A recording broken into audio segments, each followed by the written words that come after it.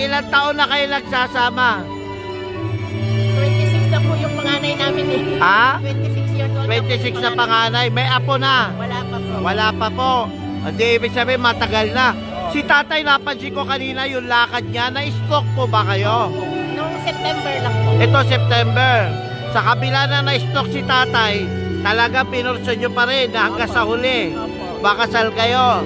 Gano'n mo kamahal na Perera si tatay? Siyempre 100%. Kaya kahit ano. Kayo naman tayo, anong masasabi nyo kay nanay sa pagsuporta? Eh, ganoon din po. 100%. Ano po? 100% talaga suporta sa akin. Okay. Nay, tay, kiss naman. Salamat po. Thank you.